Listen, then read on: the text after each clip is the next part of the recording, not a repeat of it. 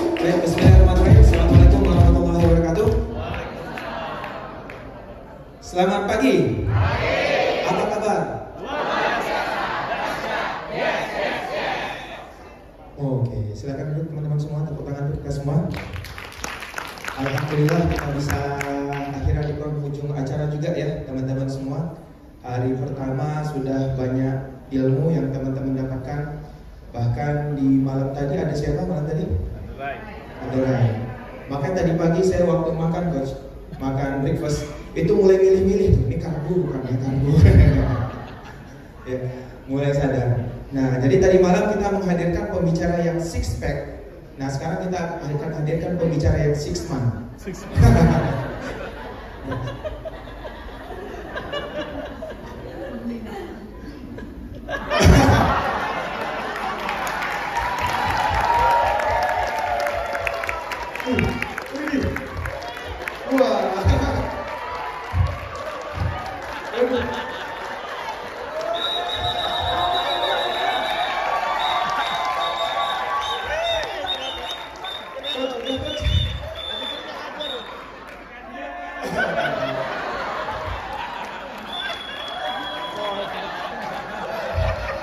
Tapi Mas sanggup kan, Mas untuk ini masih sanggup kan ya?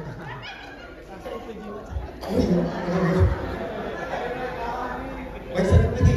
Mas Awan, sekarang udah gak zaman cowok elemen, sekarang zaman cowok prenagen. Udah masak tapi masih sanggup lagi. Gue cuma mau bilang, kalau dia ngomong kayak gitu, gak usah dijawab. Action.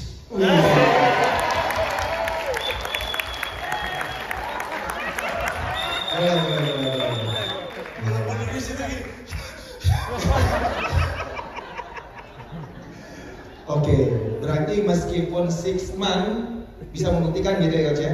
Jadi tanpa berpanjang lebar langsung aja lah coach ya, karena teman-teman juga udah kenal kan ya sama coach Rene kan ya. Saya cuma ingin satu hal coach Rene yang saya paling tertarik itu yang saya sering dengar dan sering saya sampaikan kepada teman-teman, quote-nya coach Rene itu adalah orang yang tersesat itu bukan orang yang nggak punya tujuan, tetapi siapa? Orang yang tidak tahu posisinya saat ini di mana. Maka Coach Rene sering berbagi tentang kita bagaimana mengenal diri sehingga kita menjadi orang yang siap, bukan orang yang ingin.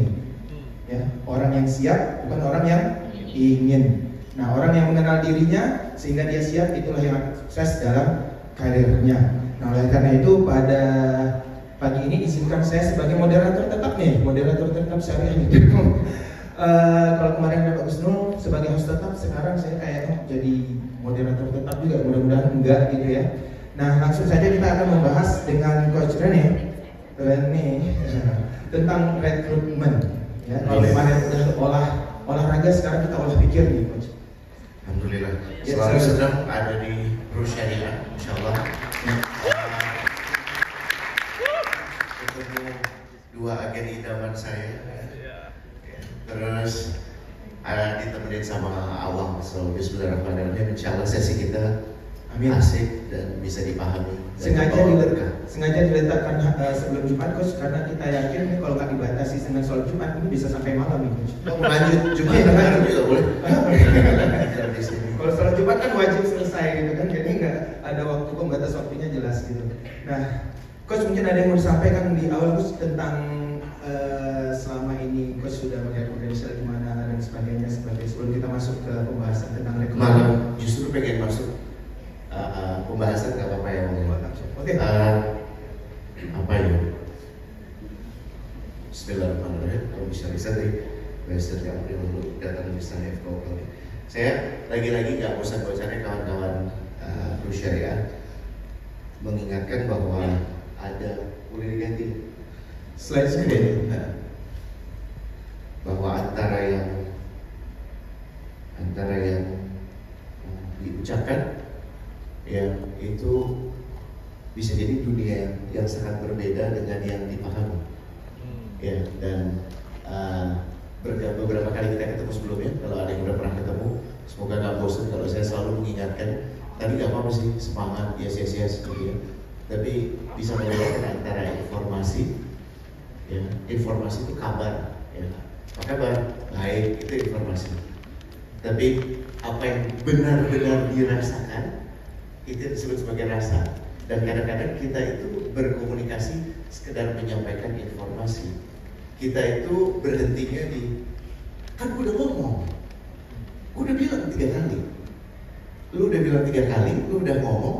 Kalau pemahamannya masih belum sama dengan yang ada di alam pikir lo, itu gak akan nyambung. Ya, dan belum lagi kita bicara ada yang dipikirkan, ada yang dirasakan. Tadi sebelumnya ngobrol sama Awang tentang sebelumnya dia sempat kuliah di Madinah, terus di Malaysia. Itu satu hal yang exciting tentang diri kita sendiri. Dan menurut saya pembahasan tentang diri kalau sudah selesai, yang luar juga akan selesai. Ya. Dan ini yang krusial terkait rekrutmen. Saya cerita boleh ya Om? Boleh. Nanti langsung di-interject aja, tapi ceritanya sebagai ilustrasi awal. Saat NASA dan organisasi-organisasi yang ngurusin luar angkasa itu bersepakat untuk mengatakan gini deh, kita selama ini keluar angkasa tuh cuma ulang-alik gitu, cuma sekejap terus balik lagi. Kenapa kita nggak coba buat gimana caranya, gimana rasanya hidup secara permanen di luar angkasa? Sehingga muncul lagi, ada yang tahu nggak ya? Ini namanya ISS, bukan yang bersih-bersih ya, beda ya. Ya, ini International Space Station. Tingginya dari permukaan bumi itu 460 km. Ya gini aja. Ya ada 28.000 km per jam speednya. Jadi cepat sekali, walaupun nggak terasa cepat. Sehingga mereka, kalau kita sehari 24 jam, mereka memutar bumi itu 90 menit. Jadi dalam sehari mereka menyaksikan, mereka yang ada di ISS itu menyaksikan 16 kali matahari terbit, 16 kali matahari terbenam. Pengaturan sholat itu sesuatu yang menarik untuk dibahas di UMI. Makanya saya langsung kepikiran terus sholat sama puasa gimana? Ya, dan luasnya itu 388 meter persegi. Jadi kalau saya lihat wajah-wajah di sini, wajah-wajah makmur semua ya, jadi rumahnya ya. Kayak itu kalau masuk rumahmu dari pintu gerbangnya sama Terry ya, pintu gerbang sampai ke pintu rumah tuh jalan 3 hari. Jalannya gimana tuh sih? Pelan banget sih gitu ya. Tapi bisa ngebayang ya, rumah yang kita biasa huni, ya emang ada yang L4 atau L4, lo lagi gitu. Tapi mayoritas orangnya 200, 400. Tapi itu pun kalau kita bosen, we just go out. Ini lo nggak bisa go out. That's it. Itu aja. Lo lagi sebel sama temen lo, sama pasangan lo, kan bisa gue jalan mobil dulu, gue keliling dulu, nggak bisa. Dan Anda bisa kebayang siklus orang hidup di luar angkasa yang tadinya cuma hitungan hari, maksimal pekan, sekarang jadi harus bulanan bahkan tahunan. Ya, dan tempat itu bisa mengakomodasi 10 sampai 11 orang, walaupun pernah satu waktu sampai 38 orang. Ya, Anda bisa bayangkan peliknya persoalan memilih orang yang tepat untuk ada di situ. Coba bawa Anda ke situasi itu. Kenapa? Ini orang yang mesti kayak gimana ya? Karena pinter aja nggak cukup, kuat aja kayak Adera atau kayak Rene tadi push up gitu, nggak cukup. Kenapa? Bisa bunuh-bunuhan. Kalau nggak dipikir benar tuh bisa bunuh-bunuhan. Betul ya? Dan akhirnya mereka punya semua metodologi rekrutmen yang dimiliki oleh NASA nggak berlaku, nggak bisa. Ya, kenapa? Karena dari hitung-hitungannya udah kelihatan nggak bisa. Nih orang nggak bisa. Udah, maaf ya. Kira-kira jadi astronot tuh gampang susah? Kira-kira yang mau jadi astronot, yang mau jadi astronot tuh kompetitif atau yang easy going? Kompetitif. Ngebayangkan orang kompetitif kadang-kadang nyebelin ya. Benar nggak? Ya kan, yang ambil banget gitu kan. Nah, sekarang ada 10-11 orang ambil bunuh-bunuhan ya sih? Iya kan? Tempatnya kecil gitu. 388 bro. Coba bagi 10 berapa? 38 square. Dan maaf, ini belum dihitung, dipotong untuk ruang kerja. Kan ada lab, ada storage. Jadi itu kecil banget. Jadi akhirnya langsung begini, wait, secara teknis we have the solution untuk bikin orang bisa tinggal secara permanen. Tapi bagaimana kita bisa mencari Orang yang temperamennya pas, ketika kalau orang temperamennya pas tapi bego, nggak ngerti fisika, ini knob apa ya, tabur gitu. Betul nggak? Jadi lo harus cari orang yang bukan cuma pinter di sini, tapi juga lembut di sini. And they have a problem, bro. Karena potret orang-orang yang direkrut selama ini, ya itu tadi, yang ambil itu tadi. Sampai akhirnya ngobrol dengan seorang astronot juga, yang juga seorang psikolog, namanya Dr. Terry Maguire. Dan Dr. Terry ini diberikan challenge, dan bukan tadi yang ini gitu ya, tapi hebatnya sama kayak ya. Dan bantuin ya, gimana nih caranya? Dan akhirnya begini, Dr. Terry itu menghabiskan tidak kurang 2 tahun hampir tanpa jeda untuk meneliti ulang teknik rekrutmen dia, ya, sehingga dia sampai pada satu kesimpulan susah ya, dan sedikit sekali, cuman ada clue, dan clue itu kita mau bahas sekarang. Ya. Oke, clue. Kalau saya gambar tahu aja, mau tahu aja atau mau kepingin? Ya udah, kita selesaikan nanti pertemuan berikut. Wassalamualaikum. Lanjut atau gimana? Berarti kan kalau kita bercerita tadi, Coach Rana coba membawa kita kepada merekrut astronot gitu, Coach.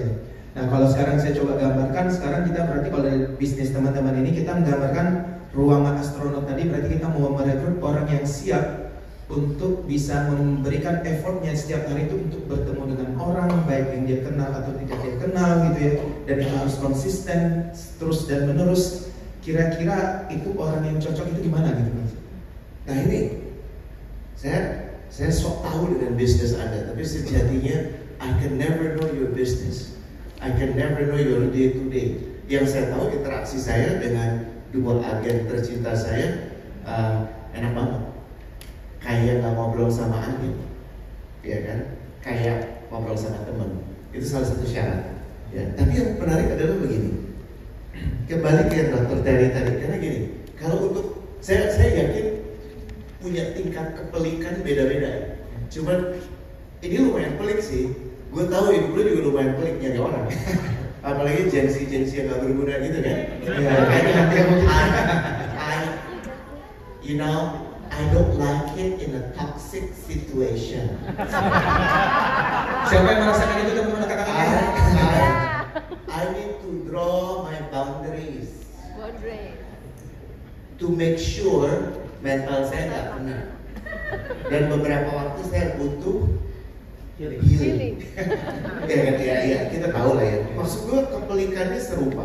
Tapi jangan khawatir, karena kalau seorang Dr. Terry Maguire menemukan mekanika itu, dan kita akan kurang mekanikanya seperti apa. Saya pikir ini juga bisa dimanfaatkan untuk Anda. Tahu nggak Dr. Terry itu dapat insight-nya dari mana? Setelah 2 tahun itu, epiphany, ketidaksengajaan, bukan dari hasil pemikiran, tapi hasil dari observasi, refleksi. Ya, dan yang terpenting gigih untuk terus mencoba. Tadi kamu menyebut 2 kata yang menarik kan? Al-himmah dan al-azm. Kita nanti minta di awal untuk bercerita itu. Tapi saya pikir clue pertama yang didapat sama Dr. Terry itu ini, emotion. Clue-nya ada di emotions. Dia bilang begini. Ini persis dari kalimatnya. Bukan cuma tawa, tapi apakah tawanya matching? Dapat nggak? Gue minta kau berpikir pelan-pelan sambil menyimak ini, tapi juga berusaha mencerna maksudnya apa. What does it mean tawanya matching? Begitu banyak dari kita terlatih untuk punya yang namanya word laugh, tahu ya? Atau ketawa kalian. Jadi kalau istri gue tuh tahu banget kalau gue lagi ketawa kalian. Ketawanya itu gak tulus. Orang yang di depan gue juga tahu gak tulus. Ya, tapi ya udahlah kita sama-sama tahu gitu. Kayak tadi kan dia bilang apa tadi, semangat seperti itu begini. Luar biasa, dahsyat, yes. Ada sebagian dari lo, terutama yang duduknya di bangku-bangku yang nyaman di depan ini kan tulus banget ya kelihatannya. Tapi semakin ke belakang kan semakin gak tulus kan. Bener gak? Muka-muka lo ada di mana? Kalau ada bos lo, ada klien gede lo, dia bikin dad joke, tau ya? Joke-nya bapak-bapak yang basi banget. Tapi lo kan harus menelan pil pahit itu dengan berpura-pura ketawa. Jadi kita gini.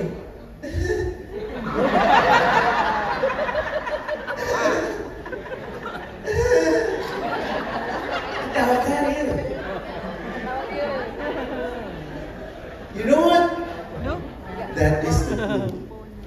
Jadi dia bilang gini, what matters untuk siapapun yang akan dilempar ke arah angkasa sana adalah having the ability to connect and to really want to connect. Gini, komunikasi itu sekedar alat untuk kita bisa connect. Saya punya opsi, tadi datang waktu awal, alhamdulillah udah ngomong di awal soal yang coach 6 bulan gitu ya, hampir 6 bulan. Respon saya adalah, jangan, karena itu akan merendahkan harga diri saya. Ya, atau saya akan merespon dengan serupa, itu juga ya tunjukin aja gitu. Ini cara me trying to connect with you. Karena semua obrolan yang baik itu hasil bukan dari si Rene punya insight, tapi upaya gue dan upaya semua yang duduk di sini untuk benar-benar memilih ada di sini. Karena lo bisa aja ada di sini, tapi lo di luar sana pikirannya, perhatiannya, kepeduliannya, betul nggak? Dan kali itu I can guarantee you don't get anything. Orang-orang yang hebat sebagai astronot, ternyata dia bukan cuma ketawa, tapi ketawanya matching. Jadi waktu dibuat joke, misalnya di bukunya, I would really recommend you buka lo mau baca lah ya. Ini aja cerita ya. Kita jujur aja lah ya. Mas Nuzam, Enggak, gue baca banget ya. Gue ceritain aja. Jadi si Pak Terry itu hari itu kebetulan pakai dasi yang gambarnya balon. Dan ada bekas noda tomato kecapnya. Terus dia bilang ini kado dari anak gue, tapi terus anak gue pakai dan dia pakai ini buat main-main dan akhirnya kena kecap gitu. Dia pikir bapaknya sama ya badutnya gitu. Terus dia ketawa dan yang di depan dia ketawa, cuman ada bedanya ketawanya. Semuanya ketawa, tapi mayoritas ketawanya.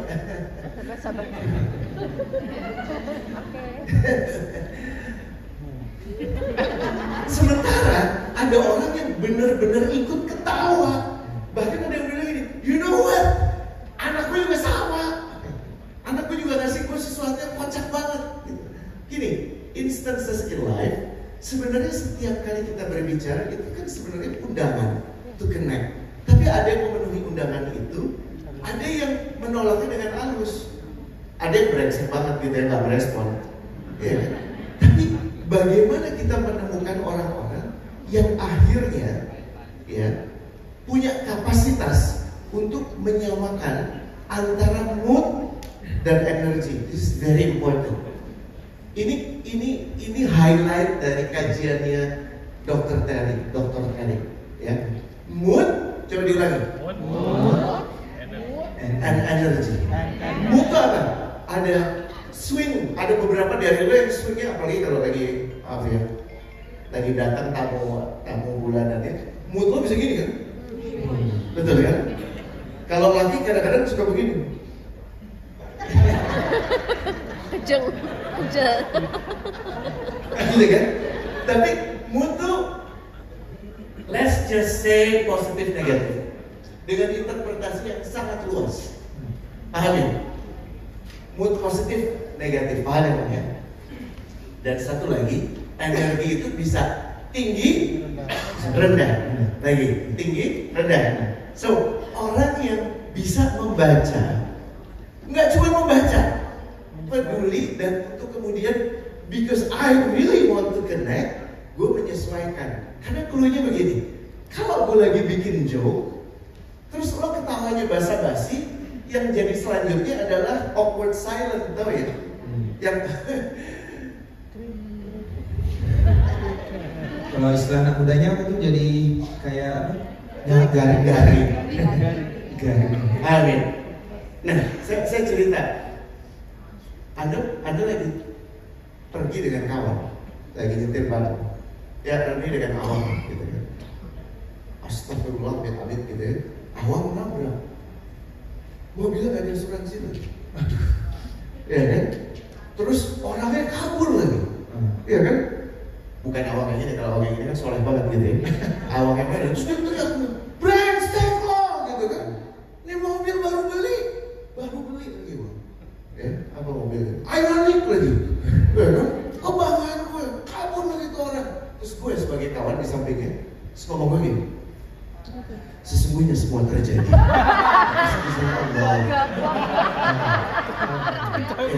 Gue jamin dia berhenti jadi temen gue pada besok.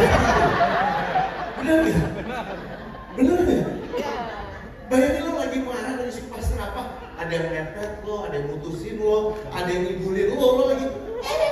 Terus di samping lo bilang, semua terjadi karena izin Allah. Tanpa lo minta. Yang ada tuh langsung disconnect. Paham ya? Terus jadi mesti gimana dong coach? Pada saat kondisi marah gitu, orang-orang yang punya capacity itu connect, dia akan ngomong gini, brengsek banget tuh orang. Gue ngapain? Emang brengsek? Gak bener banget sih lo. Temen gue tuh kasihan. Iya bang, gue ngerasain banget. Gue ngajar tuh orang. Tenang bang. Tapi ngomong-ngomong, kita makan dulu yuk. Paham ya? There is a matching of energy and mood. Baru ditinggal orang tercinta, baru 2 hari. Dan ini banyak banget dilakukan hanya atas nama kesolehan. Ya, terus lagi dilihat nangis. Sudah dengan kurang ajarnya, dengan sombongnya. Pasanganmu sudah ada di tempat yang lebih baik. Jangan meneteskan air mata, karena tidak sesuai dengan sunnahnya. Gitu kan? Benar ya? Satu hal ya, makanya I like ya, because he's so critical. Kita suka membahas hal-hal yang bordering, jadi mungkin orang kalau dengar tuh kayak, ini orang beragama gak sih sebenarnya? That's awal and learning. Ya, karena gini, menurut gue orang-orang yang menjadikan agama dan memaknai itu secara sempit dan akhirnya membuat dia kesulitan untuk connect is the wrong way beragama. Kalau sebagai background gitu guys. Tadi sebelum kita kemarin sempat ngobrol-ngobrol dengan Coach Rene lah panjang. Dan tadi yang sempat di-spill sama Coach Rene itu, ya itu di-spill di sini gitu Coach. Nah cuma tadi saya waktu Coach Rene bicara ini, saya teringat mungkin teman-teman mulai mau mengaplikasikan nih. Gimana mungkin waktu ngerekrut nih ya, ketemu dengan calon rekrutnya, coba tes ketawa bersama lah. Lihat ketawanya ikhlas nggak sih, sama dengan kita nggak sih gitu. Untuk ngetes rumus ini tadi kan ya Coach ya. Mungkin teman-teman datang sama dia ngerekrutnya pakai baju yang lucu kayak dokter siapa tadi? Erin, provider ya. Buat pakai pakaian yang lucu. Ketika kita datang, dia ketawanya gimana? Mungkin kita pilih yang ketawanya benar-benar ikhlas gitu, biar nanti ketika menjalankan bisnis ini connectingnya jalan terus gitu ya Coach. Dan nggak cuma ketawa, tapi ada upaya untuk merasakan yang kita sampaikan. Ya. Jadi buang jauh-jauh pemikiran. Iya, kita punya frame lah, astronot ideal kayak gimana, agen ideal kayak gimana. Tapi esensinya begini, for as long as you can connect, possibility-nya itu endless. Ya. Dan tentunya ada, ini tidak menafikan, tidak menolkan pertimbangan kualifikasi basic. Saya sempat bilang sama Windu, salah satu hal yang orang suka miss adalah IPK tak penting ya, atau kuliah dongok juga nggak apa-apa gitu. Ini yang IQ jangan juga cari lumba-lumba men, gitu kan. Ya itu standar qualifiernya udah harus terpenuhi. Jadi yang paling krusial ternyata apa yang ditemui oleh Dr. Terry Maguire, dan Dr. Terry juga kemudian menjadi penulis bersama Daniel Goleman. Kalau tahu penulisnya Authenticity, penulisnya Emotional Quotient, dia bilang begini, salah satu hal-hal yang paling krusial sebenarnya esensinya emotional intelligence, yang kalau dibedah itu ada authenticity. Jadi kita nggak mungkin bisa happy terus, tapi dalam keadaan kita tidak happy pun kita bisa memaknai itu secara honest. Jadi kalau gue kemarin baru dari Cirebon, pepek, gila capek banget, ya kan? Am I in a prime condition? No, but I really want to be here. Gitu. I choose to be here, ya kan? Dan bukan untuk berpura-pura, walaupun kadang-kadang dipersepsikan seperti itu, tapi authenticity itu adalah understanding emotion. Yang paling crucial adalah understanding own emotion. Makanya yang kerap itu kan gue nggak sedih, gue nggak baik-baik aja. Itu udah bohong. Udah bohong. Siapa bilang gue marah? Hah? Enggak, gue nggak marah. Itu kan bohong. The more you lie to yourself, prasyarat utama untuk connect nggak terjadi. Karena orang akan sulit connect dengan orang yang nggak authentic. Tahu ya? Tahu ya? So when you really ask something. Bukan, gimana kamu kan ada yang apa kabar? Jelek, hancur, gitu kan? Terus biasanya, oh baik, terima kasih. Itu udah jelas, orangnya berlalu. Dia cuma ingin basa-basi busuk. Iya kan? Dan kita mau nggak hadir penuh. Kedua, kita menggunakan emosi itu sebagai social skills. Ya, ketiga, kita punya ini tadi yang Awam bilang, orang yang kenal diri itu bukan kenal ambisinya, bukan kenal maunya, kekuatannya, kebisaannya, tapi yang paling penting kenal tata kendalinya. Kalau lo tahu di satu tempat lo bakal lose it. Gue tahu di beberapa tempat kalau gue datang gue bakal back gitu ya. Ya gue gak datang. Ngapain gue ada di situ? Dengerin orang-orang bego gitu kan? Terus yang ada gue marah-marah sendiri gitu. Mona juga bilang, ngapain istri itu bilang, you don't need to be there. The need antara be true to self sama ingin menyenangkan orang itu kan dua bandul yang selalu berjalan. Dan yang paling penting pada saat Anda ingin menyenangkan orang pun itu otentik. Paham ya? Pada saat Anda menjadi diri sendiri pun otentik karena Anda punya self control yang baik. Anda boleh marah tapi tidak marah-marah. Anda boleh sedih tapi bukan depresi. Ya, dan yang terakhir yaitu tadi kita bisa perceive other people emotion. So ini jadi crucial ya menurut saya dalam pola rekrutmen. Karena aku pernah bahas dalam pertemuan kita sebelumnya bahwa rekrutmen yang ada itu pernah diteliti. Semua pola rekrutmen yang ada di muka bumi. Oke, aku suka ketawa kalau ada orang-orang HR yang membangga-banggakan kami punya teknik rekrutmen yang paling handal. Terutama kawan-kawan yang dari kamu. Ada. Nanti dikasih ini. Di CPNS atau di BUMN itu menurut gue problematik banget. Kenapa? Karena rekrutmennya itu adalah untuk memvalidasi pilihan mereka. Gue udah pilih awam, tapi kalau gue majuin awam bertentangan dengan standar sistem prosedur. Jadi gue pilih awam, terus cariin deh 10 orang gak berguna lain, ya kan? Suruh 10-10-nya sama awam ikutin, tapi pastikan awam menang. Lah itu bukan rekrutmen, itu appointment. Paham ya? Dan semua pola rekrutmen yang ada itu dibahas di buku ini. Gue yakin bukan gue juga gak mungkin baca buku ini. Jadi gue kasih aja clue-nya. Ya, tahun 98 dia meneliti 19 assessment method. 19 kajian ini disebut meta-analysis karena dia mengkaji semua analisa yang ada sebelumnya. Ada 80 tahun lebih dia kaji. Dan finding itu menarik. Ini udah pernah saya sampaikan sebelumnya ya. Lihat, minum dulu coach. Teman-teman sekalian, ini yuk boleh kalau ada yang ingin bertanya, kita menyediakan barcode, boleh ditampilkan dulu barcode-nya. Ya. Kita menyediakan barcode, teman-teman bisa scan barcode-nya, ya silakan komen di sana pertanyaan-pertanyaan yang teman-teman mau tanyakan. Nanti kita akan tampilkan dan akan dibahas sama Coach Nana. Gitu ya, sudah tampil? Boleh tampilkan barcode-nya? Dan sambil menunggu, tadi relate banget Coach, jadi bicara tentang antara tidak ada koneksi. Tadi waktu Coach Rene contohkan, saya pernah dapat case seperti ini. Kadang kita sebagai, bukan kita, Anda sebagai leader gitu ya. Ketika Anda sebagai leader, mereview timnya, merasa ini tim gak perform. Udah sampaikan ini, kita dalam kondisi mungkin sedikit marah, tapi pernah dengar gak agentnya? Udahlah, udah takdirnya dari Allah Subhanahu Wa Taala seperti itu gitu. Leadernya udah posisinya di mana, dia langsung mengalihkan udah takdirnya udah. Nah itu kejadian gitu coach, itu bisa terjadi. Nah ini silakan barcode-nya di scan, nanti teman-teman bisa kalau mau bertanya semua bisa ditanyakan di situ.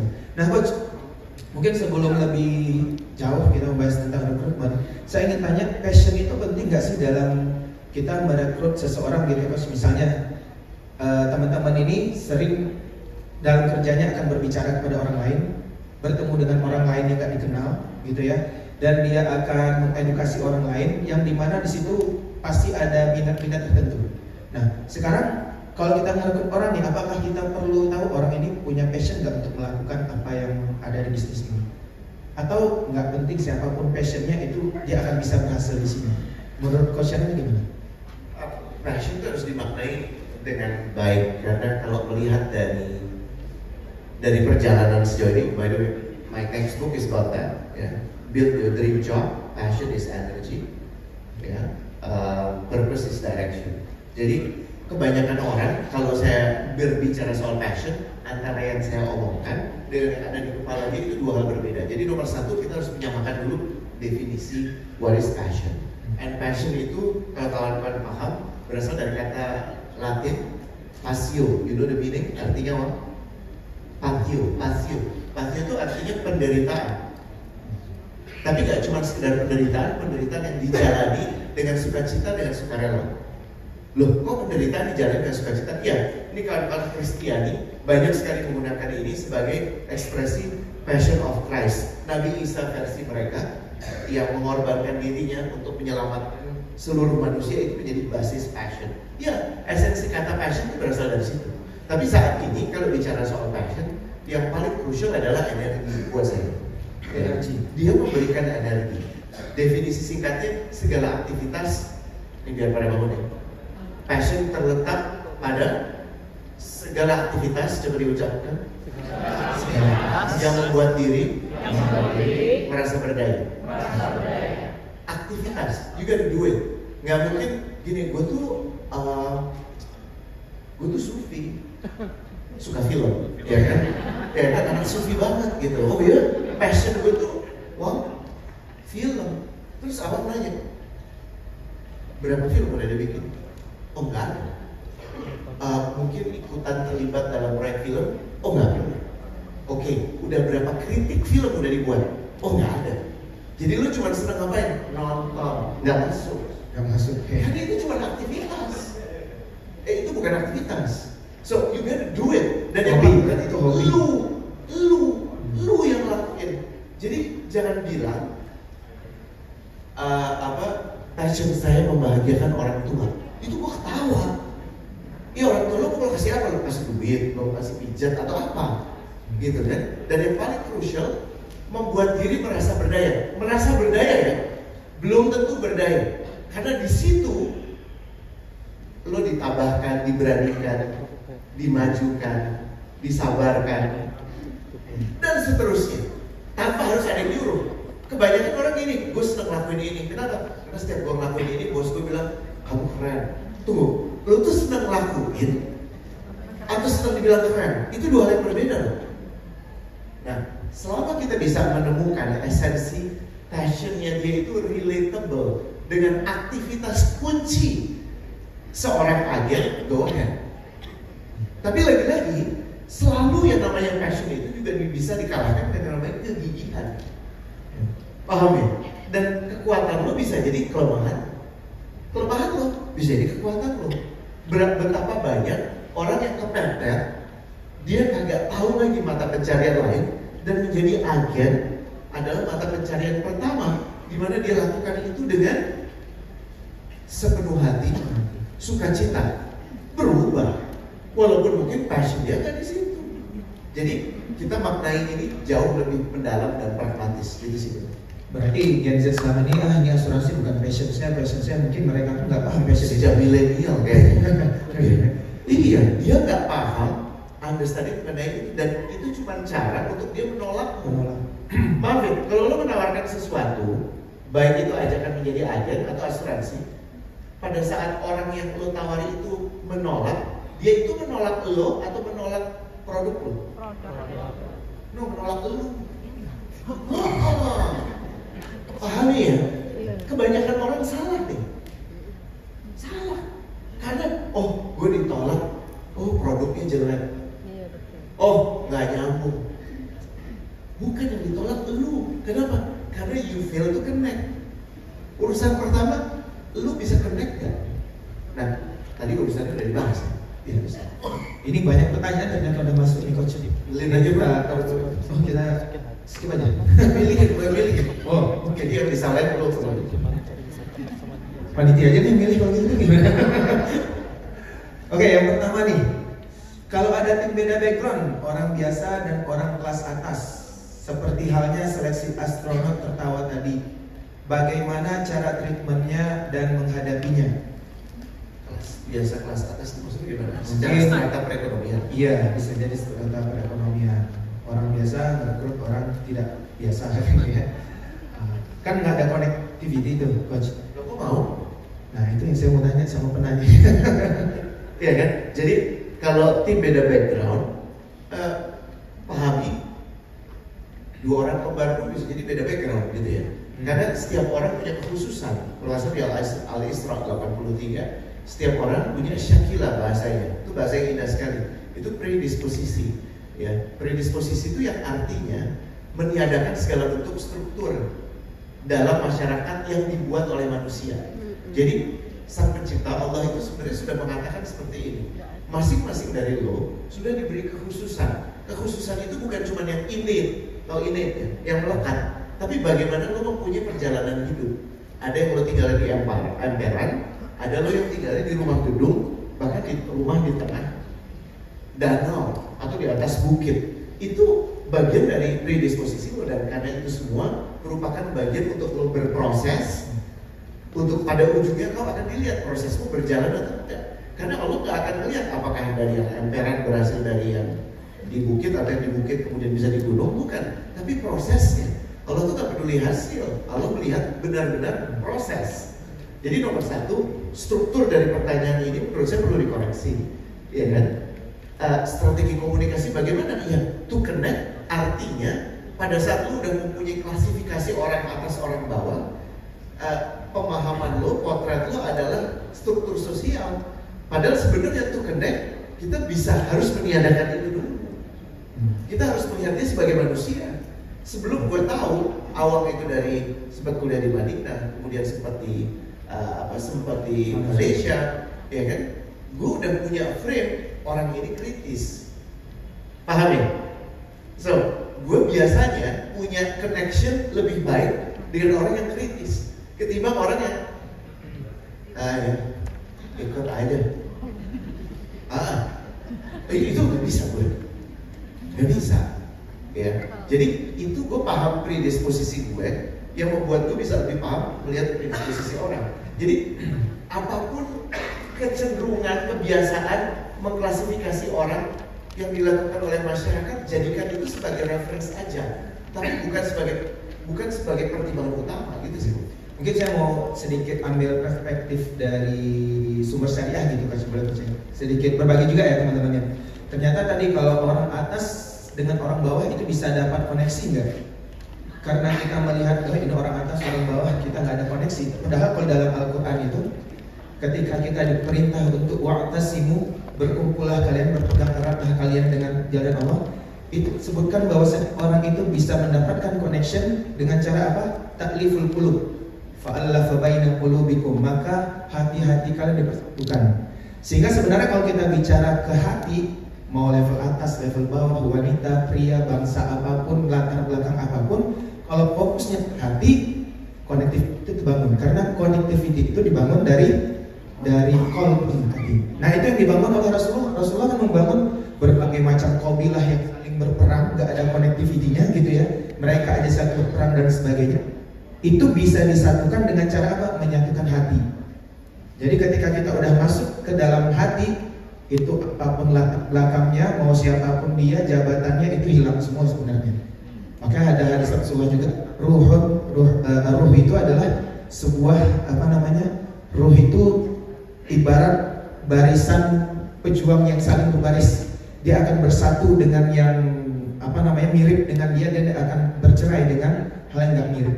Jadi kalau kita udah bicara ruh, kita bicara tentang hati, nah itulah sumber connectivity-nya tadi. Kira-kira gitu coach ya. Jadi pandangan-pandangan kelas atas, kelas bawah, ras dan sebagainya itu seharusnya nggak perlu jadi halangan gitu untuk membangun konektivitas. Benar ya coach gitu coach? Bikin malah gue highlight yang tadi kau sampaikan, ingin menyampaikan ini nih, ya. Kalau kita mau improve our recruitment process, apa cara terbaik? Rekrutmen nyaman, gue cukup nyaman kita diam-diam. Ada yang jawab teman ini. Cara improve your recruitment. Ini apa mengenali pribadi.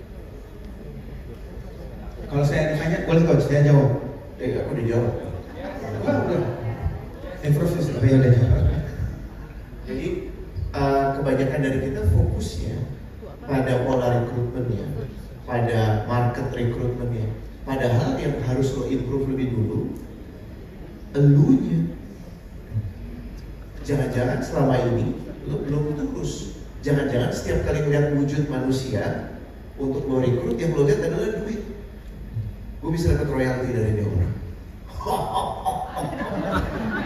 Jangan lagi. Sehingga pada saat kita lihat orang yang necis, yang ganteng, tentunya senyum kita lebih lebar ketimbang orang yang lecek butek, gitu kan? Ya, lo belajar dulu deh situ ya. Betul ya? Ya, dan tadi kan diikat hatinya, yang mengikat kan Allah. Gimana Allah mengikat hatinya? Ya karena ada kesamaan. Dan kesamaannya apa? Ya lo clear gak dengan diri lo? Karena jangan-jangan pas lo lihat kanan kiri, ya kanan gue brengsek, kiri gue brengsek, lu nya brengsek. Iya. Kita tuh mau tahu cermin lo, lihat kanan kiri lo, orang-orang paling dekat. Dan kalau kan tadi bahasa pun, kalau ruh yang dia berbeda, Dia akan berpisah. dia akan berpisah. Pernah ngerasa gak sih kalau perjalanan hijrah kita sering banget dengar pertemanannya berubah gitu kan? Itu kan konsekuensi, bukan karena apa-apa, karena dia memilih untuk berada di tempat yang lebih baik, bukan karena ingin berpisah. So ini mutlak sih bro untuk dipegang, ya, bahwa paling krusial kalau mau memperbaiki rekrutmen, ya tingkatkan diri lo. Yuk. Oke, boleh balik slide-nya ke slide pertanyaan? Kita bahas lagi nih.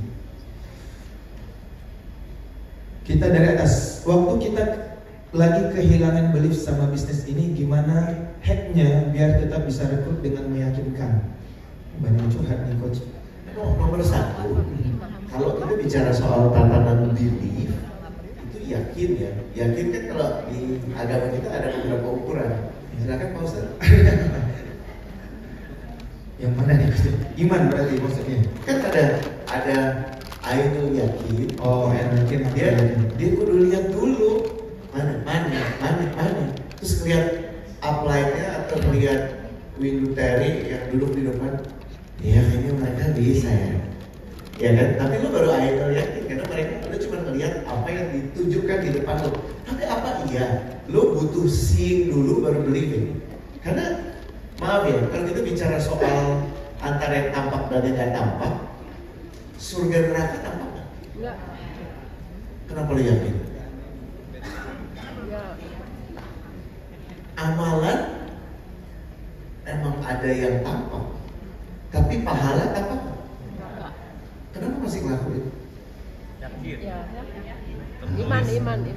Berarti ada tingkat keyakinan lebih tinggi dari seeing is believing, ainul yakin, ya kan? Makanya kan kalau nggak salah di At-Takatsur Allah kan komentari, lo mau tumbuh, lo masih nggak percaya, lo masih bilang mana adabmu, ya Allah. Iya, lihat aja nanti pada saat kau lihat nggak ada lagi ruang untuk nggak yakin, karena it's in front of you. That is the silliest way. Itu cara paling cukup untuk berkeyakinan. Karena orang-orang hebat itu bukan seeing is believing, tapi believing is seeing.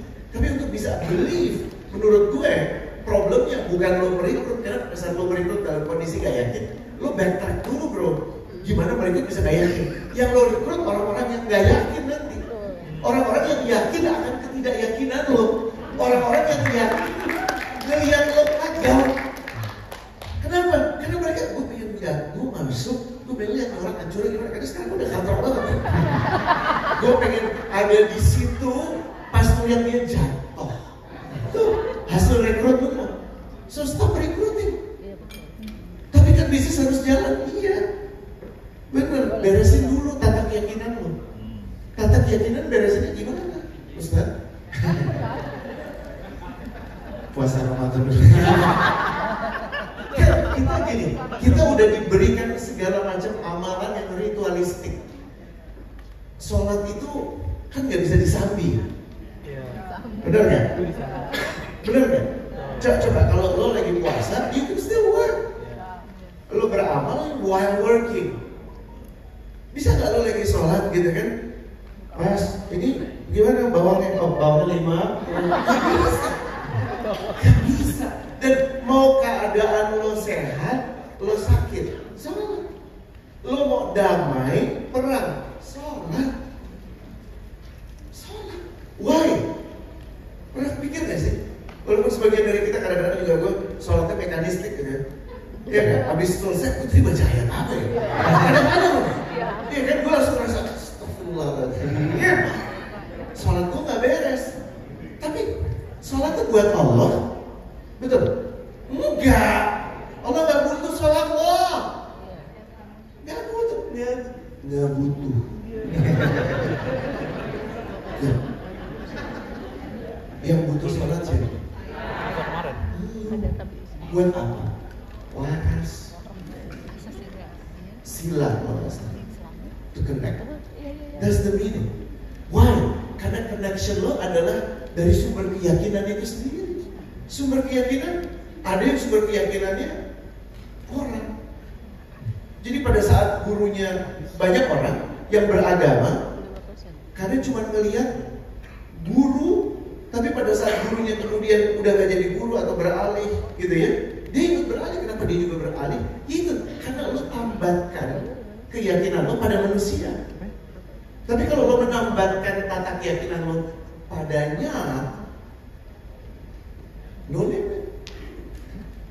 Oke. Saya mungkin sedikit tadi cara mengubah keyakinan itu gimana gitu Coach. Saya tadi langsung teringat seperti ini.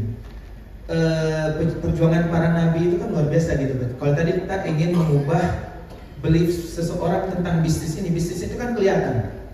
Tapi bagaimana cara mengubah belief orang tentang surga dan neraka, yang mana itu gak kelihatan. Itu dilakukan oleh para nabi, perjuangannya mengubah sebuah keyakinan yang gak kelihatan gitu Coach. Dan itu ternyata nggak bisa dengan logika. Saya kasih contoh tuh cerita Nabi Ibrahim gitu ya. Bagaimana mengubah keyakinan umatnya ketika itu tentang yang mereka sembah ketika itu kan diceritakan patung. Apa yang dilakukan Nabi Ibrahim? Patung kecilnya dihancurkan. Kemudian waktu ditanya siapa yang menghancurkan patung kecil? Patung yang gede. Untuk mencoba merubah beliefnya. Kira-kira bekerja nggak? Bekerja nggak setelah itu? Setelah pakai logika untuk mengubah sistem, ternyata untuk merubah belief itu nggak dengan hal rasional gitu Coach ya. Ada hal-hal yang sifatnya karena keyakinan itu kalau saya nggak salah di subconscious gitu ya Coach ya. Nah itu gimana caranya? Maka tadi saya mengatakan tentang bagaimana berpuasa, puasa gitu Coach. Karena saya terinspirasi gini Coach. Kalau kita ingin melatih hewan teman-teman, punya hewan peliharaan sih, ada yang punya hewan peliharaan? Kucing, rata-rata kucing semua ya? Oh, kalau misalnya kita ingin membuat hewan peliharaan kita nurut, gimana caranya kira-kira teman-teman? Laparin dulu kan? Dilaparin, setelah dia lapar kita kasih apa? Makan langsung. Kalau dia lapar kasih makan langsung terus jadi apa? Dia makan kan? Udah dilaparin kasih petunjuk. Kita kasih perintah nih. Lapar kasih perintah, kalau dia udah lakukan baru kasih akhirnya dia nurut. Itu proses alami manusia. Nah itu juga salah satu proses yang terjadi ketika berpuasa. Makanya untuk mengubah subconscious itu kita perlu dalam kondisi lapar. Oke, Al-Quran dalam kondisi puasa, kalau kita paham maknanya gitu coach ya, itu luar biasa mengubah beliefs kita di dalam. Tapi sayangnya kondisi fisik kita udah lapar. Kemarin dibahas juga ya sama coach Adere, mesti lapar gitu ya. Dikasih perintah dari yang otoritatif Al-Quran, tapi sayangnya kita nggak paham gitu coach, perintahnya apa sih, kita baca gitu. Akhirnya beliefnya nggak berubah gitu. Keyakinan dalam apa itu nggak berubah. Tapi para sahabat dulu kondisi lapar dihajar nih sama Al-Quran gitu ya. Pagi siang lapar, malam sholat tahajud, dalam keadaan lemah juga dikasih instruksi, masuk instruksinya ke dalam selama 30 hari. Makanya setelah 30 hari jadi orang yang baru lagi. Dan itu ritualistik yang dijalankan oleh sahabat. Bisa dibayangkan berapa non sahabat bahasanya yang memilih untuk tidak Islami saat itu. Ini kan gini ya, kita kan selalu punya argumen bahwa it's easy to be a Muslim saat ini. Tapi pada saat ada Nabi Muhammad di samping kita, jangan-jangan kita masuk orang yang di belakangnya Abu Jahal. Betul nggak? Nah, the point about this menyambung ke yang Awang sampaikan, menurut gua ini pandangan orang luar ya. Jangan-jangan yang kawan-kawan komunikasikan itu lebih banyak janji-janji zohirnya, which is not wrong. It's the easiest way to attract, ya kan? Tadi bilang sampai cuma di Amsterdam. Kan orang bisa Google Amsterdam walaupun nggak punya bayangan Amsterdam itu kayak gimana, yang belum kesana. Tapi tinggal bisa Google, you can Google it, betul ya? Tapi it's one way untuk ngajak. Nah, aspek non yang tidak tampak dari bisnis ini, yang batin dari bisnis ini, menurut gue perlu lebih dikampanyekan. Karena yang merespon pada yang tampak itu adalah orang yang lapar, orang yang pengen. Sementara orang yang merespon pesan batin adalah orang yang punya kesetaraan resonansi. Paham gak sih? Gue ngomongnya aneh banget ya. Jadi maksudnya gini, lo boleh ngajak menawarkan janji-janji tanpa lo kan bisa kaya, lo bisa kayak punya gue, bisa dapat 500 juta royalti, pergi ke sana pergi kemari. Apa berarti? Apa itu?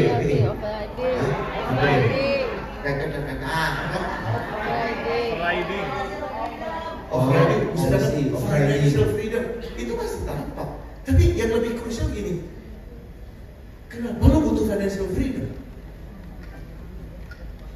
Jangan-jangan lo belum butuh financial freedom. Konsep itu sesuatu yang asing buat lo. Lo cuma ngerti sebagai tajuk seperti dengan kata passion, ya. Dan itu akan menyaring orang yang gabung sama lo. Coba lo bikin AB, di situ ngerti AB split test ya. Jadi bikin testing aja. Di satu sisi lo bikin campaign yang murni Amsterdam, financial freedom, ya kan? Apa lagi? Tajir, flexibility, sampai yang satu lagi masuk surga, rahmatan lil alamin, punya sahabat-sahabat solih, saling menjaga dalam ketaatan, dalam kemuamalahan, gitu kan? Coba munculin dan jadikan dua tes itu sebagai ujian mana yang lebih langgeng. Karena gini, kan lu punya tujuan jangka pendek supaya bulan depan nggak diledek-ledekin bahwa pencapaian lu gini-gini aja, betul kan? Karena shame itu paling besar tuh, dibandingkan dengan pencapaian. Jadi kebanyakan orang berkarya, kebanyakan orang kemudian berkontribusi karena supaya nggak malu. Iya kan? Tapi itu cuma efektif buat jangka pendek. Lama-lama kalau masih pakai strategi yang sama, paling lama 2 tahun. Habis itu orangnya pasti keluar, karena nggak suka orang dimalu-maluin. Ya. Nah, yang langgeng, yang bisa tahunan adalah orang yang punya tantangan keyakinan tertentu. Nah, terkait ini gue boleh nggak dibalikin di sini? Gue barusan terpikir waktu pas lo ngomong. Boleh, slide-nya balikin dulu. Neuroscience, dan mungkin ini juga jadi kajian yang menarik buat Ustadz Awam nanti ya. Itu membagi otak ke dalam beberapa komponen dan mereka masih terus menemukan finding baru ini. Yang pertama itu namanya reptilian brain. Jadi mereka dapati para ahli neuroscience ini secara bentuk besaran beda-beda, itu sama dengan semua binatang.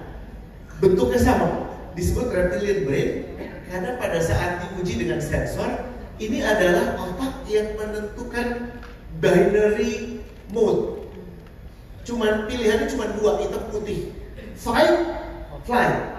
Makanya maaf ya, kalau sama orang yang secara kognitif gak kuat, dia reptilian brainnya lebih dominan. Maaf, kalau lo lagi ribut di pinggir jalan, lo lihat nih orang kayak gak pintar-pintar amat, jangan berargumen, ngalah aja. Karena pilihannya cuma dua, dia lari atau dia nusuk lo. Itu reptilian brainnya cuma dua, dan ini difungsikan untuk survival. Ya, makanya dalam kondisi darurat, gempa misalnya, yang selamat itu bukan profesor, yang selamat itu orang yang terlatih. Dia tahu larinya mesti kemana, beloknya kemana. Karena kalau kita sepintar apapun, LLB, atau LLB, lari-lari banci.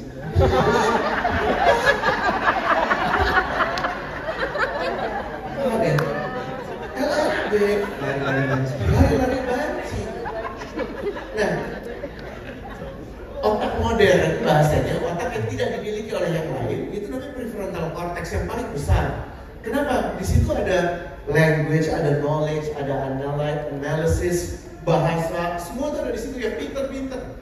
Semakin IQ-nya besar, artinya semakin otaknya terlatih. Ya, namanya manusia capacity otaknya rata-rata dipakai cuma 5-10%. Kalau udah 11%, 15%, itu udah superhuman. Nggak pernah ada yang lewat 20%. Ya, dan disinilah ilmu analisa di sini. Tapi dia interesting point. Tadi kan kita bicara soal tata keyakinan ya. Walaupun kita sebutnya itu gut feeling, tahu gut feeling? Gut itu kan perut ya. Gak ada hubungannya sama perut, tapi hubungannya dengan hati. Hatinya bukan ini, tapi spiritual heart. Disebutnya limbik. Limbik itu ada dua komponen besar. Maaf ya, ini gue jadi kalau mau tidur boleh sekarang ya, kalau nggak tertarik sebelum neuroscience. Time to sleep. Ada namanya hippocampus, sama satu lagi amigdala. Amigdalanya itu nempel sama reptilian brain. Kenapa ada di otak tengah? Karena decision to like or dislike, to follow or not to follow, to listen or not listen, to love or to hate, atau biasa aja, itu di otak tengah.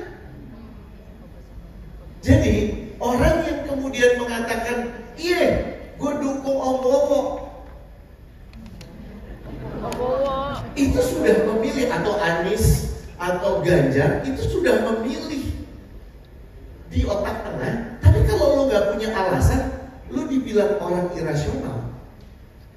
Makanya lo bilang, soalnya lucu, gemoy, soalnya tegas, ya kan? Atau ini soalnya intelek. Nah, jadi kita tuh udah memilih dulu sebelum memberikan narasi kenapa pilihan kita. So, kita itu bukan rational being, bahasa Inggrisnya. We are rationalizing being. Kita tuh supaya nggak dilihat emosional, kita memberikan alasan. Tapi alasan diproses setelah memilih. Makanya gue bilang, the most important part in recruitment, in everything, in marriage, in business, in friendship, is connection. Karena with connection, everything follows. Connection itu kan arti harafiahnya apa sih? Baca. Dia suka lo. That's it. Nah, sukanya alasan apa? Baru diproses di sini. Kebanyakan dari kita berhentinya di logika. Padahal logika gak akan bisa meyakinkan. Yang meyakinkan itu justru di otak tengah. Dan otak tengah itu sangat terkait dengan reptilian brain. Maaf ya, kalau muka lo tuh mirip, maaf ya Bang, udah baik banget. Tapi muka lo mirip mantannya. Yang mutusin dia lewat WhatsApp. Selesai hidup lo. Iya emang itu jalan garis tangan ya. It's not meant to be. Ya, ada. Gue yakin bapak-bapak, ibu-ibu di sini yang walaupun lo pintar sekali ini, tapi gini, pas ketemu orang pertama, gak suka nih gue sama orang. Pengalaman gue sama orang-orang kayak gini. Iya gak? Ada juga ya. Aduh kalau sama dia orang kayak gini. Ya Allah. Betul ya? Betul kan? Oke, tepuk tangan dulu dong teman-teman. Tadi ada yang bahas tentang teman-teman, saya coba membahas sedikit tentang bagaimana mengelola tim. Coach, ini kan awal tahun. Awal tahun pasti teman-teman udah buat goal setting, benar kan ya? Udah buat goal setting masing-masing. Cuman ada problem nih coach. Problemnya apa? Biasanya kan kalau udah buat goal setting ada yang common goal. Ya kita buat nih goal bersama. Tapi tiba-tiba masing-masing juga punya personal goal. Nah tapi kejadian muncul gap nih. Ada yang common goalnya nggak kuat, personalnya goal-goalnya kuat, itu kan common goalnya lo, goal gua punya sendiri. Akhirnya nggak bisa jalan bareng, muncul gap di sana. Nah, gimana nih coach untuk bisa kita ini berkomitmen kalau kita punya common goal bersama udah dibagi apa semua itu kita bisa ngejar bareng-bareng gitu. Jangan kita udah ada common goal tapi fokusnya kepada ya nggak kesana gitu karena masing-masing udah punya personal goal. Dan konteksnya coach, konteksnya adalah kita ini kan organisasinya bukan organisasi korporasi yang bukan apa namanya karyawan digaji. Kalau perusahaan nggak goal digaji, nggak digaji. Kasihan ya. Kalau di perusahaan mereka buat goal sesuatu, tinggal kasih ke karyawannya kalian harus ngejar goal ini kan gitu kan sih. Ya nggak ngejar, kasih punishment yang dibuat gitu. Nah sekarang kan tim teman-teman ini agent, meskipun agent, tapi kadang dia lebih hebat dari kita kan kayak gitu ya. Karena mereka akan mendapatkan komisi dari hasil kerja mereka sendiri. Bahkan mereka bisa mengatakan, lu kan dapat overriding kalau gua yang kerja. Kalau gua nggak kerja kan gua nggak dapat. Terus hebatnya lu apa gitu kan? Anak kata diuntung. Kalau gua menyang. Lo tahu itu dari mana? Gitu kira-kira. Jadi gimana kita mengarahkan supaya semua ini fokus kepada common goal meskipun kita punya personal goal masing-masing, tapi itu ada culture nih. Kita sama-sama punya ambisi bersama yang bisa kita wujudkan. Gimana tuh coach? Jujurnya waktu lo nyampein ini sekitar 3 pekan lalu kan kita lagi meeting, one of the thing yang bakal didiskusikan, tatapan gue langsung menyangkal. Ya, tapi karena gue kan insya Allah pantang menyerah gitu ya. Gue sama kayak lo aja, gue bokis-bokis juga. Orang jualan, gue nyari kiri, nyari kanan. Karena gue gak pinter, tapi gue tau banyak-banyak orang pinter yang bisa gue manfaatkan. Dan gue ketemu, I found it. Dan ini mungkin ada panjang, ada waktu. Ada. Jadi 10 menit, 15 menit untuk menjelaskan ini karena ini jadi sebuah cerita. Ceritanya yang gue temuin adalah begini. What a company would last 100 years. Gue tahu ini akan kayak gak terkait banget. Kan gue cuma tim, gue cuma mau buat bisnis kecil gue, apa hubungannya? Tapi gini, think of it like this. Kalau sebuah perusahaan, organisasi deh, let's not say company, organisasi bisa bertahan lebih dari 100 tahun, berarti ada hal-hal gokil loh. Mereka tuh bisa melalui Trump jadi presiden lagi, gitu kan? Iya kan? Dia melalui berbagai macam keadaan eksternal dan itu terbukti. Organisasinya bukan cuma ada, tapi terus bertahan dan terus relevan.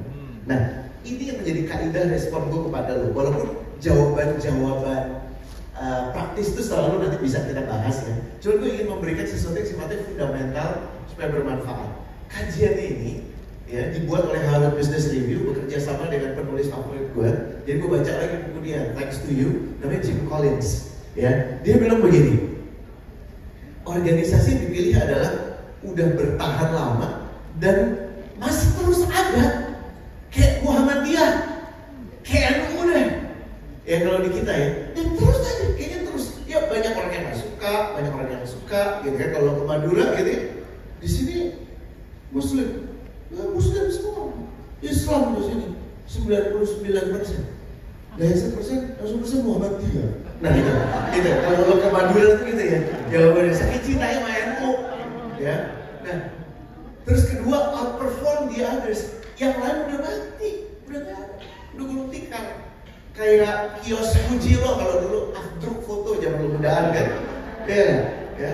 Kayak muka-muka lo lagi apa ya, lagi baca koran, ya kan itu udah menjadi sesuatu yang arke.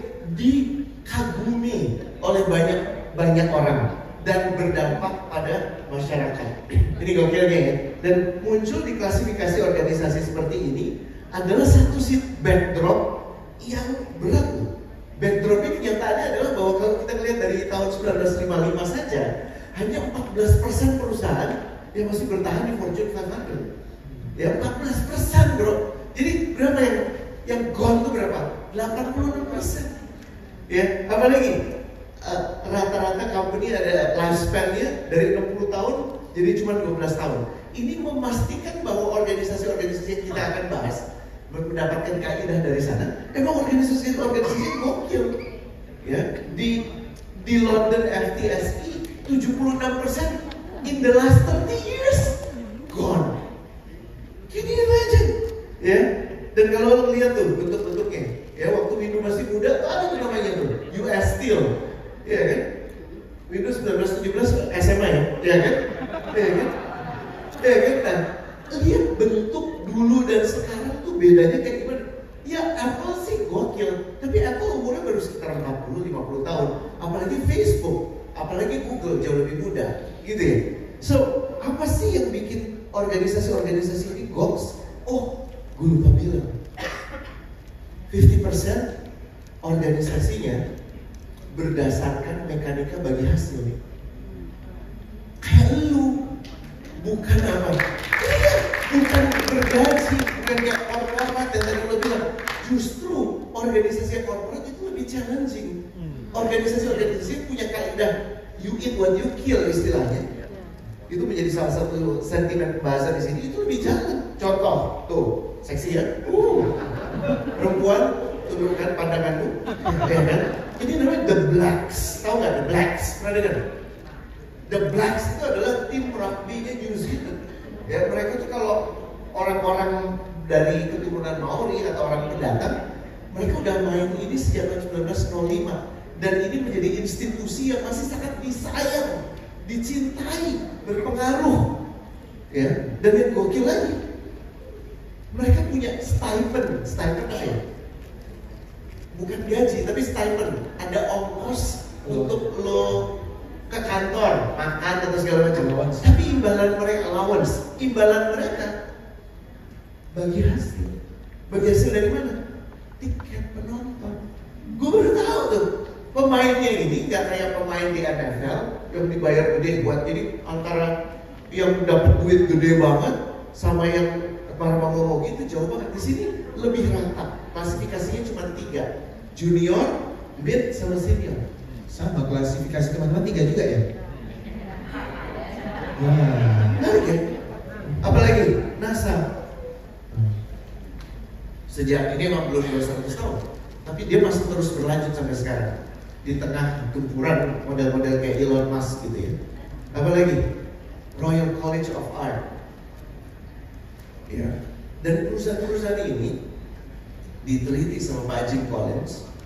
Bahasanya adalah perusahaan mana yang build, organisasi mana build to last. Gila ya? Gila, to last. Build to last. Nah ini prinsip pertama. Kalau lo nggak kaget bohong, karena gue kaget banget. Tahu nggak prinsip pertamanya? Coba kira-kira apa deh? Kira-kira apa? Fundamental pertamanya apa? Inovatif, betul nggak? Breakthrough, apa lagi? Apa? Menurut lo apa? Apa? Collaboration. Gak. Prinsip pertama yang didapat dari perusahaan-perusahaan ini. Aneh, radically traditional. Mereka tahu value mereka dan mereka ini very good.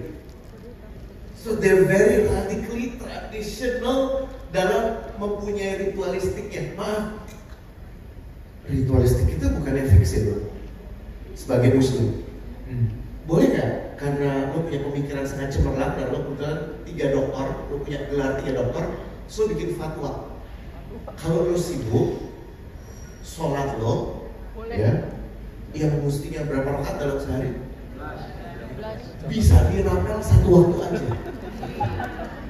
Atau bikin fatwa lain. Ya kan? Ya. diganti sama video kayak puasa. Bisa? Nggak bisa. Mau lo siapapun itu udah nggak bisa digoyang. Gue jadi resonansinya gini, value kita sebagai muslim yang ritualistik, yang kalau kita langgar sebutannya adalah inovasi. Bahasa Arabnya apa inovasi? Bid'ah. Iya kan? Iya kan? Itu kan radically traditional. Ya, itu satu. Ya, poin kedua, semua perusahaan itu internally driven, externally aware. Buat yang bahasa Inggrisnya pas-pasan, gue coba jelaskan. Ya, drive-nya itu selalu internal lu, internal masing-masing individu, internal foundernya, internal leadernya. Dan kalau, makanya gue bilang kalau tingkat kesadarannya cuma cari duit sama-sama, tidak akan selong lasting cari pahala sama-sama. Paham ya? Tidak akan selong lasting mencari guidance Allah, ridho Allah sama-sama. Paham ya? Ya, itu yang membedakan. Come and go-nya karena leadernya itu punya tataran keyakinan yang nggak internal tapi eksternal. Nah, eksternalnya penting untuk memahami what's going on now. Konteksnya kita berhadapan dengan generasi strawberry, kita berhadapan dengan challenges, misalnya disrupsi di tech startup, insurance, tech insurance. Itu membuat kita mesti externally aware. So, crucial ternyata ini dan ini nih. Rekrutmennya slow, onboarding long onboarding. Paham ya? Proses rekrutmen mereka itu paling cepat 3 bulan hingga 3 tahun. Can you imagine? Rekrutmen apa itu? Ya, selama itu. Karena they take time to select. Mereka nggak langsung, oke, butuh langsung. Mereka nggak percaya numbers game. Tahu numbers game ya? Ya, gue mungkin nggak populer ngomong gini, maaf ya bang ya. Kasih 10 kayak pada ketemu orang 10 dapat rekor 1. No. That doesn't work. Karena 10 dapat 1, 9 yang ngaco itu bikin hancur yang 10, bikin hancur yang 100. Dan lu bingung, lu merasa diri lu gak berguna, lu merasa pilihan lu salah mulu. Betul? Jadi maaf ya, norma yang karena dari sononya dan bukan dari Allah, baiknya lu pertanyakan. Ya, lu kalau tahu walaupun sekarang muslim itu banyak kedua di dunia, ya, tapi ada loh masa di mana saat di mana kita terbaik, makanya disebut generasi terbaik para sahabat. Itu proses rekrutmennya gimana? One to many langsung banyak gitu, banyak? Kagak, bisa dihitung berapa orang. Kalau nggak salah ada beberapa fuqaha yang ahli sejarah juga meneliti berapa banyak sih yang hijrah ke Madinah. Ratusan, nggak sampai ribuan. Jadi penduduk Mekah kala itu puluhan ribu, yang pergi ratusan.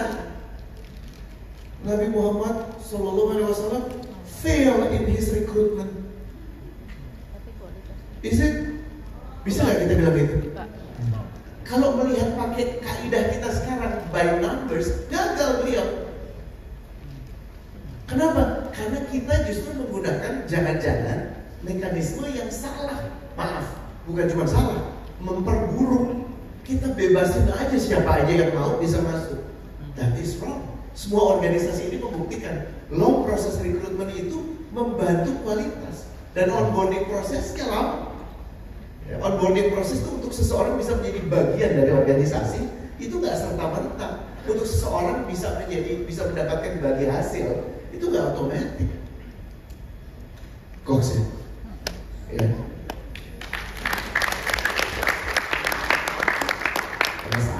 Terima kasih. Ada match tuh.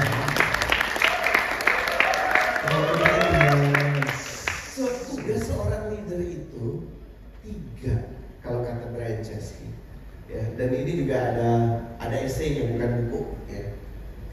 Product marketing hiring. Marketing itu bukan sales. Marketing itu mendesain sales proses. Marketing itu mendesain journey customer. Ya, 3 ini. Karena kalau orang udah melakukan 3 ini dengan bagus, ya hasilnya juga akan baik. Tadi kita udah bilang nih, to improve your recruitment, improve yourself. Ya, lo gak akan bisa merekrut orang-orang gokil kalau lo gak gokil.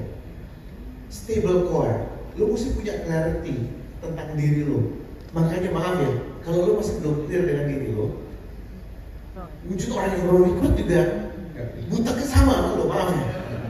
Atau bahkan lebih buruk. Ini gue tahu gak populer, mungkin gue gak diundang lagi, gak apa-apa. Gue tapi jangan ya, gue punya 4 anak tuh.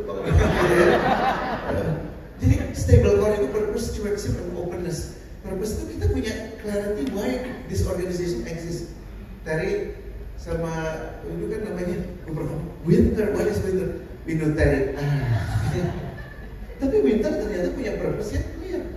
Gue dapatin punya clarity of purpose ya. Gue udah pernah ngobrol, gitu kan? Karena ngajakin ngobrol cuma mereka sama awam, gitu kan? Sama Paremon, yang lainnya nggak pernah, ya kan? Ya kan? So poinnya apa? Berangkat dari clarity lo itu bergerak ke company, ke organisasi, ke tim, baru bergerak ke industri and beyond. Pro itu udah mempengaruhi organisasi, mempengaruhi industri, ya. Makanya jangan disia-siakan. Ya kan, pro syariah juga mesti mempunyai keyakinan, tata keyakinan yang sama. Apalagi, nih ya, ini gokil banget. Men pas gue nunjukin ini, orang-orang di BUMN nya pada gini, pada gitu semua. Kenapa? Karena tanpa kecuali, semua perusahaan itu leadernya tidak berganti for more than 10 years. Sementara di BUMN ada yang baru sebulan kemarin, baru jadi dirjen sebulan. Diberhentiin, sebulan dulu baru gini nih.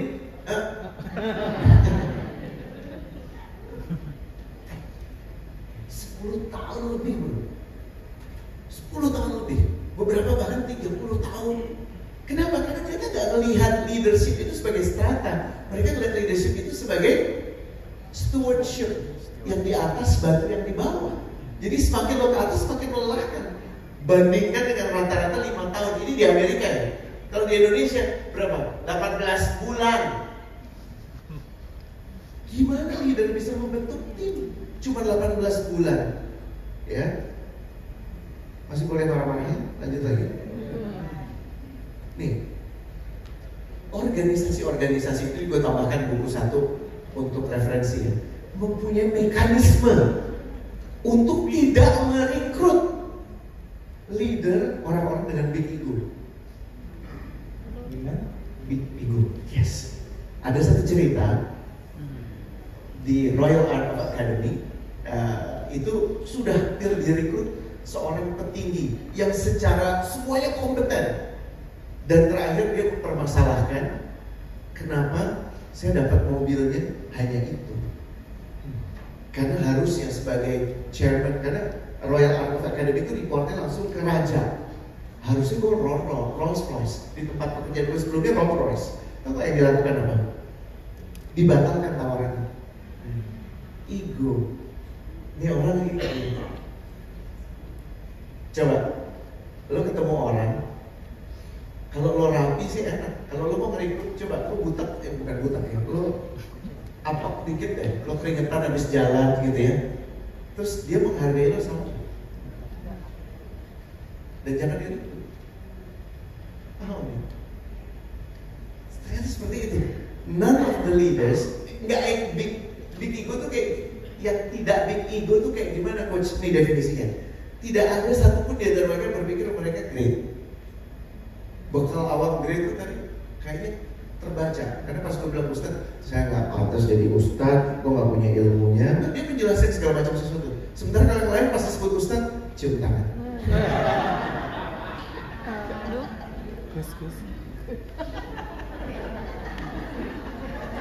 Mungkin ada yang mau cium tangan. Paham ya? Dia sibuk dengan prosesnya harus diperlakukan apa. Sementara leader-leader ini sibuk memuliakan orang, bukan minta dimuliakan. Siapapun yang memuliakan. Ya, contoh waktu itu gue pernah sebut William Surajaya 3-5 kali dalam sepekan mampir ke rumah karyawan, ya kan? Just to thank you. Dan mereka punya ini beginner's mindset. Nggak tahu, nggak sebelum pipis lo lempeng, lo udah ngerjain ini. Don't tell me what to do, talk to the hand. Nah gimana lo bisa belajar yang lain? Gimana Gen Z bisa merespon lo baik? Bawaan lo tengil? Betul nggak? Lo nggak berusaha duduk setara. Fokus on proses, bukan outcome. Outcome tuh ngikutin kok. Malah yang ngeri tuh, outcome-nya bagus tahun ini. Besok masuk radar aja kagak. Tahun depan. Jadi cuma ngejar buat dapat penghargaan. Tahun depannya gone. Nggak ada gunanya. Higher purpose not image game. Tahu ya basement 5 mentality ya? Tahu basement 5 mentality? Awak tahu? Basement paling rendah biasanya kalau di mall tuh basement 5. Ya, kalau lo masih merasa di lantai dasar, lo bilang gini, oh, makanya kata-kata kayak dia lebih hebat, oh dia orang atas tuh, karena lo punya basement mentality, belum punya basement 5 mentality. Kalau lo ada di lantai dasar, lo diajak ke basement, lo merasa penurunan. Tapi lo udah di basement 5, lo nggak bisa turun lebih jauh lagi. Lo udah paling rendah, paling glosor. Mau dihina, mau direndahkan, ya apa emang gue rendah? Gemuk banget, bego, miskin, bisa jadi, no problem, cuman ucapan. Tapi kalau lu sibuk membela diri lo, ya kan? Lo nggak punya mobil, tapi gue naik kran, krannya belat, capek kan? Betul kan? So basement 5 mentality enak bro. Hidup ini lo harus seperti apa, dan lo gak melihat orang pun seperti itu. Lo cuma pengen connect sama siapapun. Kalau dia gak tulus ya lo ngapain? Gue tulus, dia gak jodoh, ya udah. Gak ada yang disesali. Jangan. Dia tinggal di pondok ini lo, kalau dia jadi agen gue, semuanya tuh lo dapet. Itu kan pikiran lo.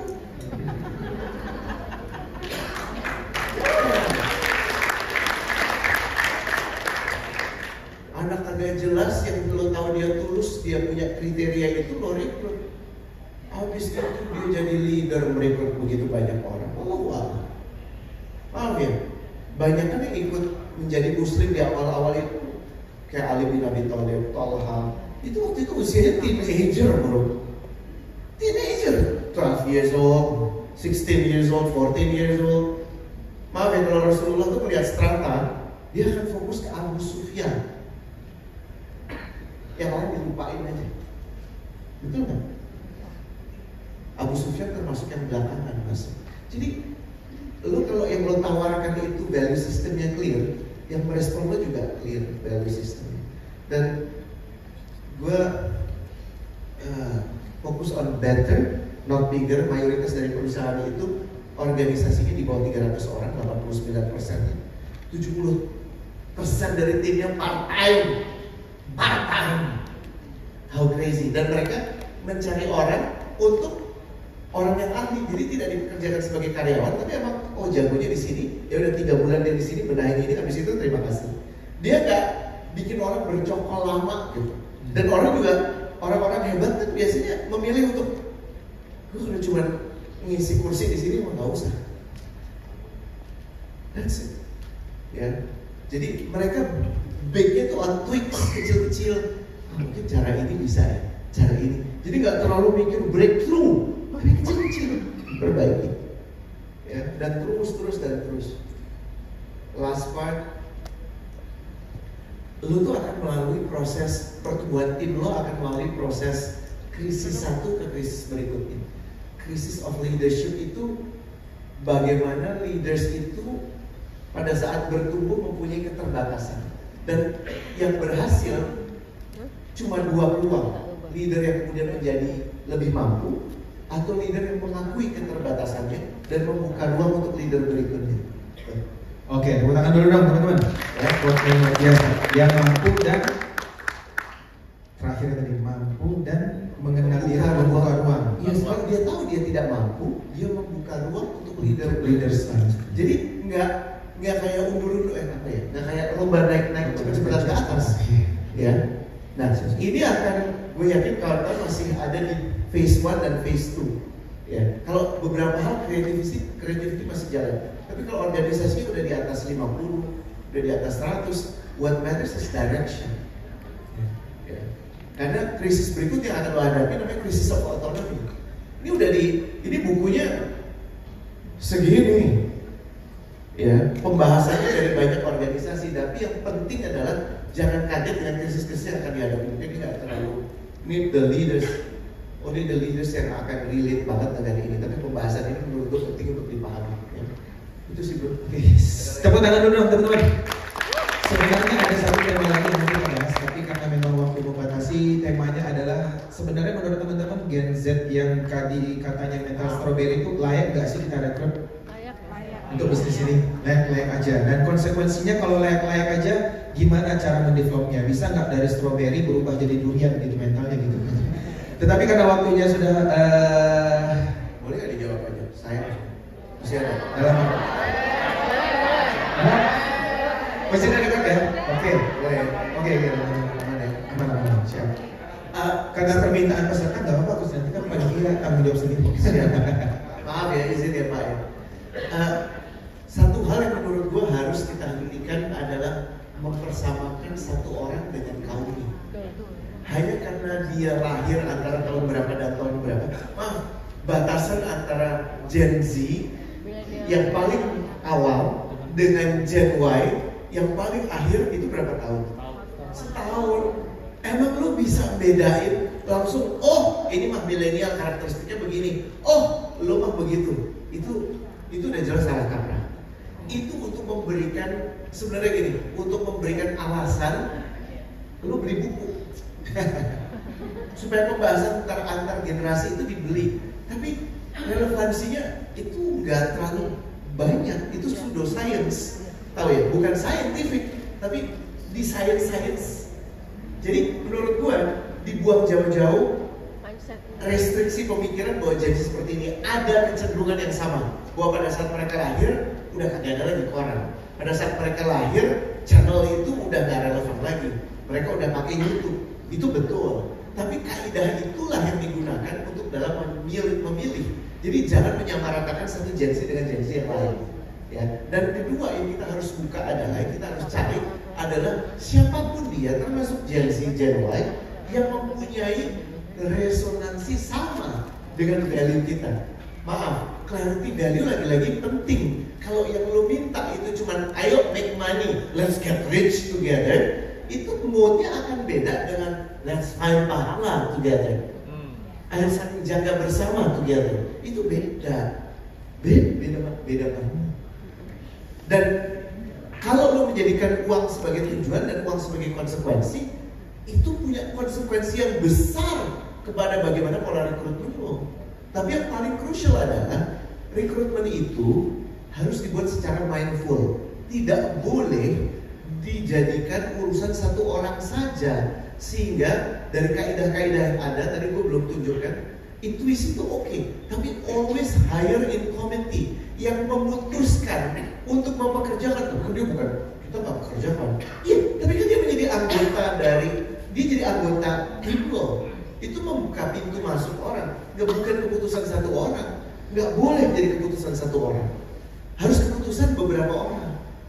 Ya, komite makanya. Ya, dan prosesnya nggak boleh serta-merta selamat Anda bergabung, nggak boleh. Ada harus proses di mana dia itu ada bisa testing you can only test the person. Periode aklamatisasinya itu yang disebut sebagai onboarding. Kita lihat dari organisasi-organisasi tadi, onboardingnya pendek atau panjang? Panjang. Kenapa? Itu cara terbaik untuk dapat orang. Ke semua klien gue rekomendasikan lo cari pool of people ya yang bisa merespon sama. Kalau lo butuhnya 3, ya dapetin 6, dapetin 9. Nanti lo ujungnya setelah 1 tahun dapetin 3. Numbers game berjalan setelah persyaratan kualifikasi itu ditentukan secara matang. Itu sih. Oke. Terima kasih. Jadi law of number-nya itu berjalan setelah ada proses dulu gitu, Coach. Jangan di awal langsung pakai itu gitu, Coach. Oke rekan-rekan sekalian, sekali lagi terima kasih untuk Coach Ronald. Kalau sudah bareng Coach Ronald ini nggak selesai-selesai kalau kita mau bahas apapun gitu ya. Teman-teman kasih plus sekali lagi. Cuma belum ada gimana gitu. Buat kawan-kawan yang bertanya tadi. Yang bertanya tadi ya nanti kita serahkan ke panitia itu ya. Anonim semua soalnya. Oke. Mungkin sebelum saya tutup saya ada satu quote ya teman-teman, satu quote dari, sekali lagi terima kasih ya Coach ya. Jadi pemikiran kita bersama ya teman-temannya, bahwasannya apa yang kita lakukan dalam aktivitas rekrutmen itu bukan sebuah tanggung jawab yang biasa. Karena Rasulullah SAW pernah bersabda, setiap kalian itu adalah ro'in. Ro'in itu bisa dikatakan pemimpin atau pengayom. Dan setiap yang mengayomi itu akan diminta pertanggungjawaban. Jadi setiap kita merekrut orang menjadi tim kita, ingat ya, Allah akan menanyakan pertanggungjawaban kita. Anda sebagai leader, kenapa Anda merekrut dia, dan apa yang sudah Anda lakukan dia. Apakah Anda hanya sekedar rekrut, belum mati setelah itu terserah. Nah bagaimana pertanggungjawaban kita, karena itu akan diminta, setiap pemimpin itu akan diminta pertanggungjawaban terhadap orang yang dia pimpin. Oleh karena itu ketika ada orang yang mau kita pimpin, kita harus seleksi. Kita siap nggak untuk memimpin dia? Kita siap nggak untuk mendevelop dia?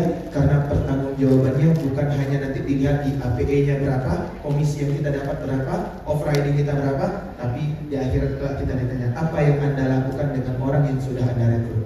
Gitu ya teman-teman ya. Jadi nih, ya. Boleh ke sini. 2 menit. Boleh. Saya lupa tadi menampilkan ini, justru ini salah satu yang paling krusial. Saya berasumsi kawan-kawan yang di depan saya adalah leader atau yang beraspirasi menjadi leader. Kajian tentang leadership yang terbaru itu sudah tidak lagi mengelompokkan orang seperti harus otokratik, harus demokratik, harus berpendirian, mesti kayak style harus kayak Pak Karno, harus kayak Pak Prabowo, harus kayak Jokowi gitu ya.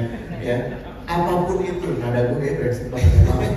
Tapi poinnya begini, para leader itu, kajian tentang leadership yang paling mutakhir ternyata sama dengan kajian leadership yang diajarkan di agama-agama kita yang tadi kau udah bilang.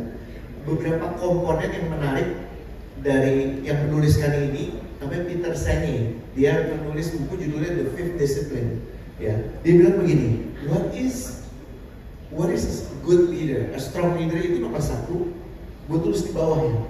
Dia itu fokus pada personal mastery. Dia mencoba membuat diri dia jadi lebih piawai lagi, lebih baik lagi pitch-nya, lebih baik lagi berhadapan dengan kondisi sulit, lebih baik lagi berhadapan dengan krisis. Ya, itu personal mastery. Ya. Selanjutnya dia mempunyai sistem awareness. Dia memahami bahwa dia punya pengaruh yang terbatas.